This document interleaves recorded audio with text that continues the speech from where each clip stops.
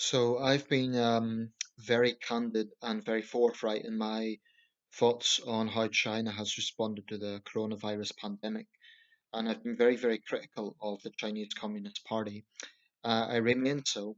I've always been critical of the Chinese Communist Party. That's something I've been consistent about. But this crisis has just reiterated um, my feelings about it. I want this one to be a little bit specific because goodness knows I could talk all day about the CCP, but I want this one to be a little bit specific, and that is about diplomatic insults, or rather the lack of diplomacy that we have been increasingly seeing from Beijing. Um, it's it's not the first time that when China's kind of facing accusations, it lashes out, to use a crude analogy, like a cornered dog. But um, it has been noticeable with this. So, as an example, Liu Xiaoye, or Xiaoye, I'm not quite sure how his name's pronounced, who was China's ambassador to Canada, actually got into a controversial rant in which he accused the Canadians of white supremacy. This was on the ground that Ottawa was pushing the case for their two nationals to be released, or at least for that to be, they raised concerns about the cases. Two Canadian nationals being held in China on trumped up charges, have very little due process. This is widely seen as retaliation for the arrest in Vancouver of Meng Wanzhou, who is a spokeswoman for Huawei, and around the around that diplomatic fallout. Now that's actually on an American arrest warrant because China's been accused of violating sanctions against Iran with this Huawei deal, um, and with her operations. But China responded very angrily to that. But the contrast between the two sides is very profound. Whilst she has enjoyed the freedom of the city of Vancouver, she's been given all her legal rights. She's been given legal representation. There's been pro-China protesters acting in her favour in Vancouver. These two Canadian nationals, these two men who've been accused of espionage, have had minimal legal representation, minimal due process, and typically China has responded with arrogant refutals um, that is alleging that they're not being treated fairly, and it's pretty obvious they're not being treated fairly. But this ridiculous charge of white supremacy, of all the things that Beijing has come up with, that has to be one of the most pathetic because it is just not true to the facts here. Now, Liu Xiaoye is no longer ambassador to Canada, he's now ambassador to France. So now the French will have to deal with his tantrums. Um, but it isn't just Canada that has faced this sort of attitude from China. Australia is increasingly been on the front line. And things have really escalated recently because Australia has called for an independent investigation into the origins of COVID-19, which would seem to be a very reasonable request given that this is a worldwide pandemic, given that it's affecting every country. It could lead to a global recession. It probably will lead to a global recession. It seems very valid that there be an independent inquiry. Beijing has lashed out. They claim it's a witch hunt and they claim they're going to be stigmatized for it. Well, the response to that should be simple. If China has nothing to hide, then what does it fear? So The Guardian has a long timeline here of the back and forth between Canberra and Beijing. 17th of April, um, Australia's Home Affairs Minister Peter Dutton, the US is saying they've got a documentation that the virus had a particular path of origin. He said he hadn't seen it. That's in brackets. I think it's incumbent upon China to answer those questions and provide the information so people can have clarity about what exactly happened, because we don't want it to be repeated. Seems very reasonable. And there's a lot of back and forth here. But at one point, a Global Times news report astonishingly claimed, this is on the 20th of April, Since the outbreak began, China has always acted in an open, transparent, and responsible manner and has taken a series of resolute, timely, and forceful measures. China has acted in an open and transparent manner? Is that some sort of bad joke?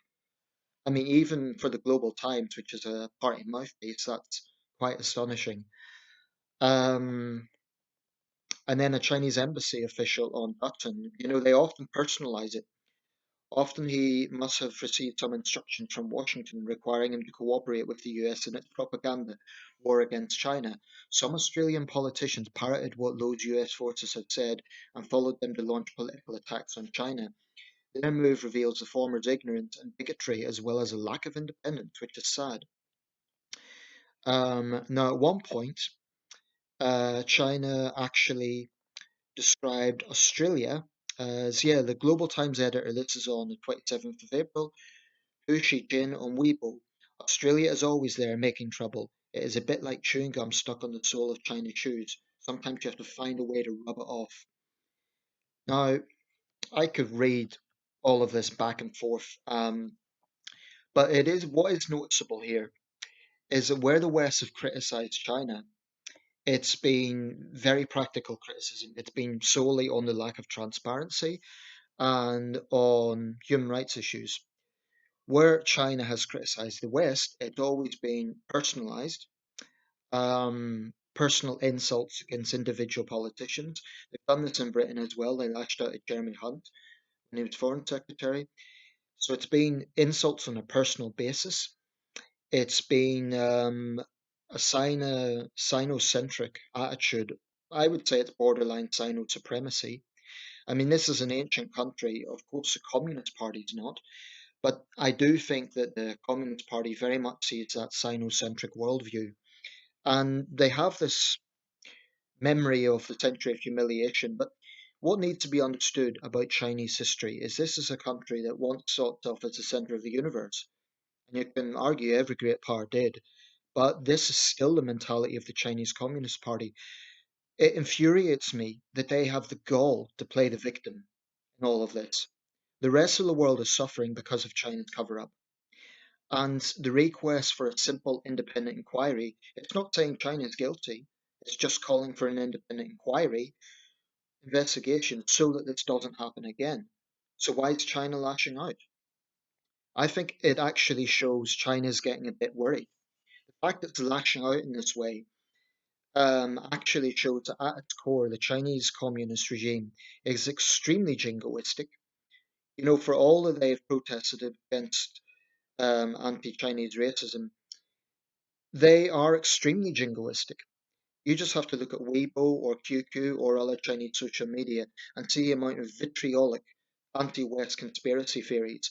So I could talk a lot about what I think needs to change in terms of a relation to China. I do hope things radically change.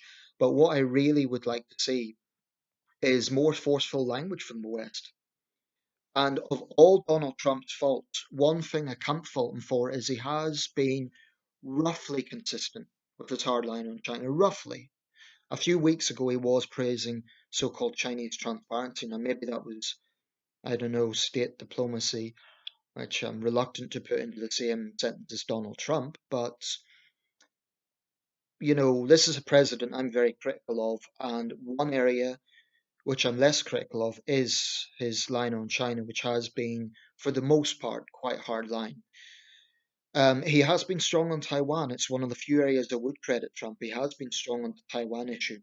But when it comes to China's relations with Western countries, they can portray it as Canada and Australia and Britain are all just lapdogs of the United States.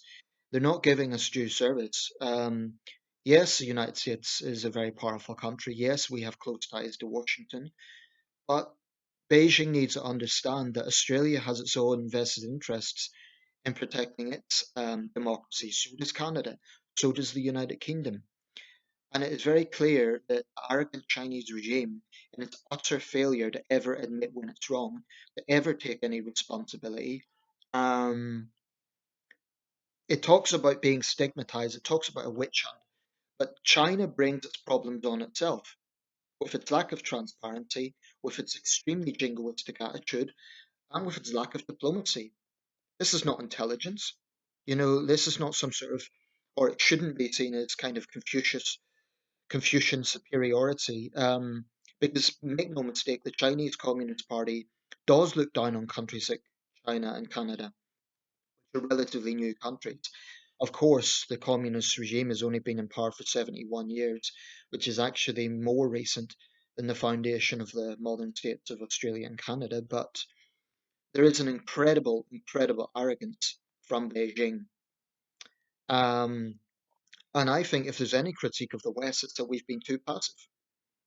Western criticism, for the most part, maybe Donald Trump's an exception, but Canadian diplomats, Australian diplomats, they focus on practical critique.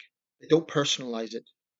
When this mouthpiece, Global Times, which is a hideous, nasty little rag, lashes out, you just know it's a cornered dog. And I think it really is time that Western nations stand up to China.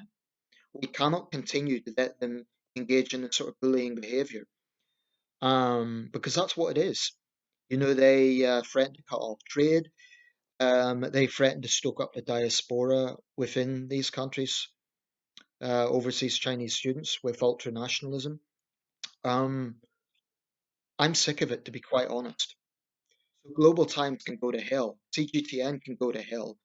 And the vile, jingoistic, dishonest, lying communist regime can go to hell. We need a sea change, and we need it soon. Because, I mean, how long is the West going to put up with China's insults? And frankly, we cannot be passive here. We need to be backing our Australian and Canadian allies and friends, because these are countries with shared democratic values. These are countries with shared histories. We can't just sit on the wall with this. And one of my biggest critiques of my country is we always leave things to the last minute. We kind of analyze the situation, but we're too cautious. We're just too cautious. We need to be a lot more vocal, and we need to be a lot more vocal now. There is growing rumblings. The Daily Telegraph's been more outspoken recently. The China Research Group within Tory ranks is getting more vocal on this. But there really, really needs to be a change of thinking from the top. That goes right up to Boris Johnson. And my goodness, this is a man who is personally, he was almost on the deathbed with this virus. And the Chinese may not have caused the virus, but they did cause an epidemic to become a pandemic, covering it up in those first critical weeks. And the question is simple. If they're innocent, if they really have handled this really well, as they claim, as they arrogantly claim, then what have they got to fear? What have they got to fear from an independent investigation? I think the Five Eyes nations, plus our neighbours and allies in Western Europe, really, really need to get together on this. Indeed, any country that has a vested interest. It shouldn't just be the West. Any country really needs to get together and say, we need to investigate this. China will claim that they're being victimized, but they have brought this on themselves with the utter lack of transparency. For Global Times to claim that they're transparent is laughable. The thing is, lies are so highly prized in the Chinese system. The most important thing in the Chinese Communist Party is saving face. Nothing else matters. Saving face is the only thing that matters to them. So lies are really, they really have no issue with telling lies. They lie through their teeth. They're professional liars, world class professional liars. And that's what needs to be understood about the Chinese Communist Party. Dishonesty is at its very core. Now, you could say that Donald Trump's a liar, and I believe he is. His track record is full of lies, but most of that's based on the way he's tried to scapegoat, as he calls it, fake news. In fact, one of the reasons why Trump's attitude is so ridiculous is because, like, every time he has negative press coverage, he lashes out and talks about fake news. Is he is, taking for granted the fact that the United States of America, it has a flawed press for sure, Both CNN and Fox News are extremely biased in their own ways, but the point is they hold politicians to account in a way that you will never ever see in China. So when Donald Trump lashes out at the fake news, I think he's actually playing into the hands of totalitarian regimes because it then allows them to portray negative portrayals of China as fake news.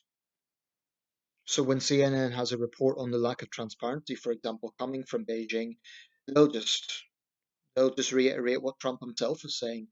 So he's actually playing a dangerous game here, which is using the rhetoric of dictators.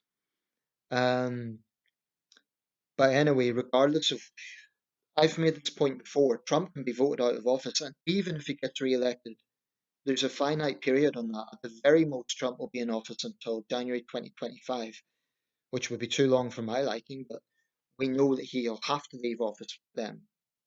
The Chinese Communist Party is not going anywhere. Whether it's Biden or Trump in office, or whoever is in office in other Western states, we need to realize that this regime is not going to change. And we need to be really, I, I'm very disappointed at the silence coming from my country. There's murmurings in the background, and I've respect for Tom Turkenhat and China Research Group. They're trying to do something about this, but really, Johnson and Raab are far too passive. They need to be speaking out on this a lot more than they have been. We have to have a change. It's very, very obvious that the Cameron Osborne era of appeasement, and that's how I see it, was a grave mistake. We gave too much ground to China. We pandered too much under the notion that if we were just nice and polite and diplomatic, then we'd get it back in terms of investment. But at what price? I say the price has been not one worth paying. So what I would like to see, certainly I'd like to see CGTN have its license stripped in this country. I know these things take time, but Ofcom has no excuse. Um, and I would also like to see one other thing. When China lashes out in its way and when Chinese diplomats come out with these sort of insults, I mean, I hope the Canadians really vocally condemn that white supremacy nonsense because it's utterly, utterly baseless. Um, Canada's a far more tolerant country than China is. So when Chinese diplomats come out with this sort of jargon, when they insult Western leaders on a personal basis, I really think that we need to hit back and, if need be, use similar language. You know, we cannot allow this situation where Beijing thinks it can just push its way around and play the victim. When they play the victim, we need to point out, well, China's brought this on itself with its lack of transparency. The way I see it is they're going to do what they're going to do. It's an arrogant, nasty regime. Um, that's what you expect from them. But there's no excuse for us not to act on this. None. The evidence is clear. China cannot be trusted. Behavior is belligerent. Its lies are profound. It cannot be trusted. We cannot completely cut off ties. I don't think that's possible. And I wouldn't advocate, for example, collective punishment of Chinese people. I wouldn't want to see individual Chinese, you know, vilified for what the Chinese government does, but we have to wake up. The approach we've taken in recent years just hasn't worked because all that has happened is China has got more emboldened to be all the more arrogant, all the more deceptive, can't be trusted. And we need to accept that fact.